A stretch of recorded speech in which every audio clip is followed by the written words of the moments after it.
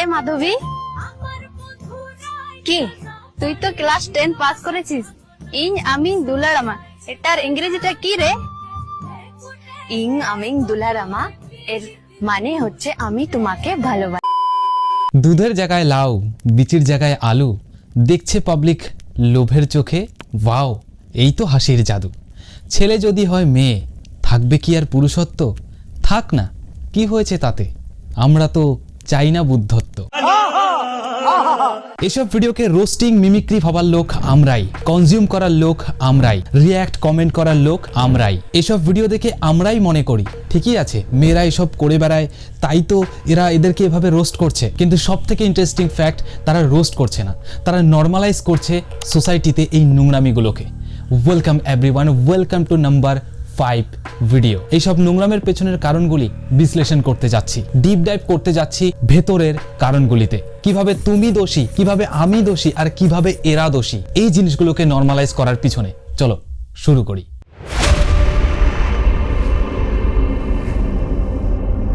যখন reels, shorts আর TikTok ছিল না, তখন ক্যামেরার সামনে আসাটাই ম্যাক্সিমাম লজ্জার একটা বিষয় ছিল। তখন আমরা নিজেদের ভ্যালু দিতে জানতাম, তখন জানতাম কেমন দেখালে মানুষ সম্মান দেবে আমাকে, আর এটাও জানতাম যে বিনা কারণে ক্যামেরার সামনে আসার কোনো মানেই হয় না। কিন্তু একটু থামো, কিছুক্ষণের জন্য শুধু এই ভিডিওটা দেখো। সাকিব খান দেখতে খুব সুন্দর, সাকিব খান আর আমার বাচ্চা যদি হয় অনেক সুন্দর হবে।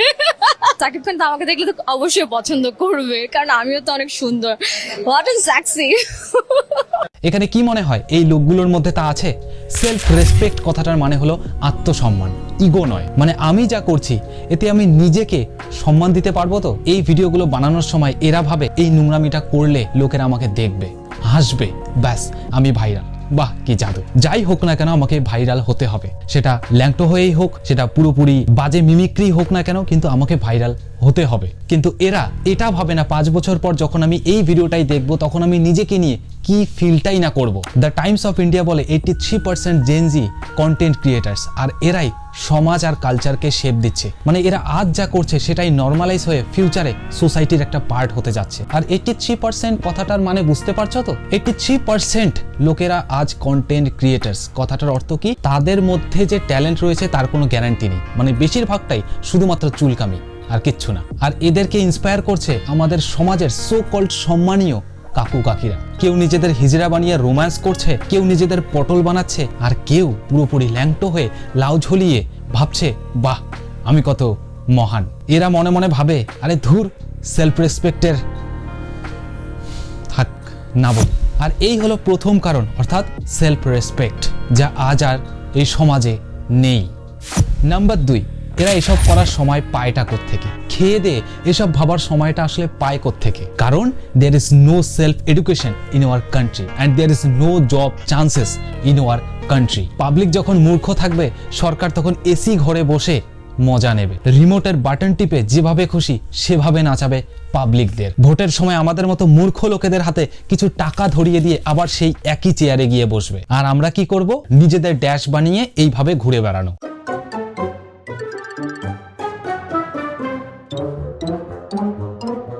আমাদের কান্ট্রিতে মানে ভারতে সেলফ এমপ্লয়েডের সংখ্যা অলমোস্ট 59%, আর পুরোপুরি বেকার মানে কিচ্ছু করে না তাদের পার্সেন্টেজ কত? 14%। তার মধ্যে শহরে 15% আর গ্রামে 13%। তোমরা হয়তো ভাবছো বাহ এত সুন্দর, এত কম। না, অ্যাকচুয়ালি এত কম না, বাকিরা সেলফ এমপ্লয়েড। সেলফ এমপ্লয়েড আমাদের কান্ট্রিতে এই কথাটার মিনিংটা তোমরা জানো কি? মানে কেউ টোটো চালাচ্ছে, কেউ অটোরিকশা চালাচ্ছে, কেউ লেবার। সেলফ এমপ্লয়েড কথাটার মানে আমাদের কান্ট্রিতে এটাই বোঝায়। তোমরা আমার থেকে ভালো রিলেট করতে পারবে যে তোমার যে ফ্রেন্ডটা রয়েছে, হয়তো তুমি বেকার, কিন্তু তোমার বন্ধুটা যে রয়েছে সেটা পাবলিক সেক্টরে কাজ করছে, কোনো দোকানে কাজ করছে, কিংবা নিজের তৈরি কোনো বিজনেস করছে। মানে সে নিজ পায়ে দাঁড়ানোর চেষ্টা করছে, because there is no job in our country. তাই তোমাদের যদি মনে হয় মাত্র 14% পুরোপুরি বেকার, তাহলে তো আমাদের কান্ট্রিতে জবের সংখ্যা অনেক বেশি। না, সেখানে জবের সংখ্যা নয়, সেখানে সেলফ এমপ্লয়েডের সংখ্যাটা অনেক বেশি। জব ক্রাইসিস এত বেশি যে লোকেরা খিদের জ্বালায়, পেটের জ্বালায় উলঙ্গ হয়ে নাচছে। কোথায়? ফেসবুক, ইনস্টাগ্রাম আর ইউটিউব শর্টসের মধ্যে। গলায় দড়ি বাঁধা থাকলে হাঁটু গেড়ে বসো, তবু খাওয়ার চেষ্টা করো। এই হলো আমাদের পরিস্থিতি। আমরা চাই না দড়িটাই ছিঁড়ে ফেলি। তাহলে আমি কি বললাম এই পয়েন্টে? Job crisis. এই কাণ্ডগুলোর পিছনে একটা অনেক বড় কারণ। এবার এই কাণ্ডগুলোর পিছনে সব থেকে বড় কারণটা কি জানো? কারণ কমেডি কথাটার মানে আমরা জানি না। কমেডি কথাটার মানে কি তোমরা জানো? Film, drama, stand up comedy, যেখানে থাকবে ডায়লগ দেওয়ার টেকনিক, যেখানে থাকবে ফিজিক্যাল হিউমার, অযৌক্তিক জিনিসের উপর কথা বলা আর বিদ্রুপ করা, আর তার সাথে এই সোসাইটি ইনস্টিটিউশনকে নিয়ে আলোচনা করা, মানুষের বোকামি আর তাদের কুকর্মের প্রকাশ নিয়ে কথা বলা, ঠাট্টা করা। কিন্তু এসব নয়, এসবকে কমেডিও বলে না, রোস্টিংও বলে না। তাহলে কি বলে? রিফ্লেক্স লাফটার, মানে ভাবনা ছাড়াই হেসে ফেলা। কোনো মানে নেই এসবের। এরা নিজেই নিজেকে হাসির পাত্র বানাচ্ছে, আর কিচ্ছু না। নিজের বডিটা একটা প্রোডাক্ট, সে ছেলে হোক কিংবা মেয়ে, নিচে মেশিন আর উপরে হিজড়া, লজ্জা গেছে পাট খেতে। আর এসব নোংরামির থেকে আরো এক ধাপ উপরের নোংরামি, ছেলে থেকে মেয়ে হওয়া। এদের বাচ্চাটা ফিউচারে কেমন হবে জাস্ট ভেবে দেখো। এরা মানুষ হবে না, আমার তো মনে হয় না এরা মানুষ হবে। এরা অন্য গ্রহের এলিয়েন হতে যাচ্ছে, যেখানে সমাজে শুধুমাত্র এলিয়েন ঘোরাফেরা করবে। নিচে মেশিন, উপরে হিজড়া, আবার দেখা যাবে যে এক সাইডে ফুলেছে, এক সাইডে কিচ্ছু নেই। জাস্ট মানুষ একবার দেখবে আর বলবে। তাহলে এই পয়েন্টটা কি ছিল? কমেডি। মানে কমেডি কথাটার অর্থ কি, কিংবা কমেডি আসলে কিভাবে করতে হয় তার বিন্দু মাত্র আমাদের মধ্যে নেই, কিংবা আমরা জানি না। আমরা চলে এসেছি শুধু একটা কারণে, because we want to B viral. এখন সব থেকে ইম্পর্টেন্ট কারণ, উই দ্য দোষী। এদের ভিডিওতে ওয়াচ টাইম কে দিচ্ছে? আমরা। এদের ভিডিওতে রিয়্যাক্ট কে দিচ্ছে? আমরা। আর শেয়ার কে করছে? আমরাই। ওভারঅল আমরাও ওই ক্যাটাগরিতেই আসি, আমরা নিজেদেরকে আলাদা মনে করি। কিন্তু তুমিও যদি দেখে হাসো, তুমিও ওই ক্যাটাগরিতেই আসো। ইনফ্যাক্ট আমি নিজেকেই বলে থাকি, যদি আমারও পছন্দ হয়ে থাকে এইসব নোংরামি, তাহলে আমিও এই ক্যাটাগরিতেই আসি।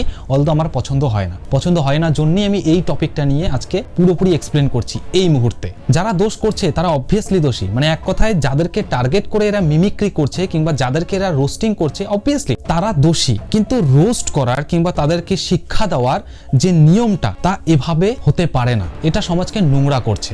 অ্যানশিয়েন্ট গ্রিক ফিলোসোফার প্লেটো বলেছিলেন, the punishment suffered by the wise who refuse to take part in politics is to live under the government of worse men. অর্থাৎ ভালো মানুষ যদি চুপচাপ বসে দেখে, তাহলে খারাপ মানুষই জায়গা দখল করে নেয়। সহজ বাংলায়, যারা করছে শুধু তারা দোষী নয়, যারা চুপ করে বসে দেখছে, সহ্য করছে এবং মজা নিচ্ছে, তারা তাদের থেকেও বড় দোষী। তার মানে প্রবলেমটা কোত্থেকে শুরু? আমি থেকেই শুরু। অ্যাজ এ ভিউয়ার আমি সব থেকে বড় দোষী, কারণ আমি নিজেকে এই প্রশ্নটা করতে সাহস পাচ্ছি না যে আমি আসলে কেন দেখছি এই জিনিসগুলো। আমরা এটা একবারও ভাবছি না যে আজ যদি ইগনোর করি, কাল আমারই ভাই বোন বেঁচে যাবে। আজ যদি রিপোর্ট করি, কাল ভদ্র সমাজ তৈরি হবে। আর আজ যদি বিরোধ করি, কাল সেলফ ইমপ্রুভমেন্ট বাড়বে। আমরা এই কথাগুলো একবারের জন্যও ভাবছি না যখন আমরা এসব দেখছি। তাই নেক্সট টাইম এসব ভিডিও দেখার সময় একবার নিজেকে প্রশ্ন করবে, আমি হাসছি নাকি আমাকে হাসানো হচ্ছে নোংরামি দিয়ে।